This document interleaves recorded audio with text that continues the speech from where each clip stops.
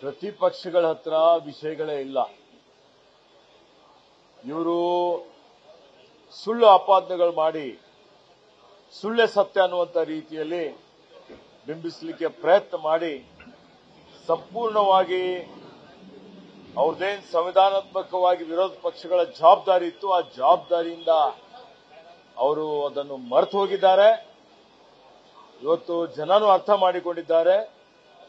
ಹೀಗಾಗಿ ಯಾವುದೇ ಜ್ವಲಂತ ವಿಷಯಗಳ ಬಗ್ಗೆ ಅವರು ಚರ್ಚೆನೂ ಮಾಡಿಲ್ಲ. ಮತ್ತೆ ಇವತ್ತು ಅವರೇನು ತೃಪ್ತಿ ತಂದಿಲ್ಲ ಅಂತ ಹೇಳ್ತಾ ಇದ್ದಾರೆ, ಅದು ಬರೀ ಸುಳ್ಳು ಹೇಳ್ತಾ ಇದ್ದಾರೆ. ಇವತ್ತು ಅವರಿಗೆ ಎಲ್ಲಾ ರೀತಿಯಲ್ಲಿ ಹಿನ್ನಡೆ ಆಗಿದೆ. ಅವರು ಕಾರ್ಯಕಾಲದಲ್ಲಿ ಏನು ಹಗರಣಗಳು ಮಾಡಿದ್ರು, ಏನು ಭ್ರಷ್ಟಾಚಾರ ಮಾಡಿದ್ರು, ಅಕ್ರಮಗಳು ಮಾಡಿದ್ರು, ಅವೆಲ್ಲ ಒಂದೊಂದಾಗಿ ಎಳೆಯಾಗಿ ವಕ್ಫ್ ಹಿಡ್ಕೊಂಡು ಇವತ್ತು ಕರೋನಾದಲ್ಲಿ ಏನು ಅಕ್ರಮ ಆಯಿತು, ಅವ್ಯವಹಾರ ಆಯಿತು, ಬ್ರಹ್ಮಾಂಡ ಭ್ರಷ್ಟಾಚಾರ ಆಯಿತು, ಇವೆಲ್ಲವೂ ಈಗ ಹೊರಗೆ ಬರ್ತಾ ಇರ್ತಕ್ಕಂಥದ್ದು ನೋಡಿ ಅವರಿಗೆ ಜನರಿಗೆ ಮುಖ ತೋರಿಸಲಿಕ್ಕೂ ಆಗ್ತಾ ಇಲ್ಲ. ಆ ಕಾರಣಕ್ಕಾಗಿ ಇಂಥ ಹೇಳಿಕೆಗಳನ್ನು ಕೊಡ್ತಾ ಇದ್ದಾರೆ. ಬಹಳ ಯಶಸ್ವಿಯಾಗಿ ಅಧಿವೇಶನ ನಡೆದಿದೆ. ಮಾನ್ಯ ಮುಖ್ಯಮಂತ್ರಿಗಳು ಇವತ್ತು ಉತ್ತರ ಕೊಡ್ತಾ ಇದ್ದಾರೆ. ಮತ್ತೆ ಜನ ಸಂತುಷ್ಟವಾಗಿದ್ದಾರೆ.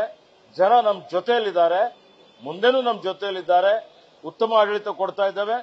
ಇನ್ನು ಮುಂದೆನೂ ಇನ್ನೂ ಹೆಚ್ಚಿನ ರೀತಿಯಲ್ಲಿ ಇವತ್ತು ಕರ್ನಾಟಕ ರಾಜ್ಯದಲ್ಲಿ ಜೀವಪರ ಜನಪರ ಆಡಳಿತ ಕೊಟ್ಟು ಇವತ್ತು ರಾಜ್ಯವನ್ನು ಇವತ್ತು ಅಭಿವೃದ್ಧಿ ಪಡಿಸ್ತೀವಿ ಅನ್ನುವಂತ ಭರವಸೆಯನ್ನು ಕೊಡಲಿಕ್ಕೆ ಇಷ್ಟಪಡ್ತೇನೆ.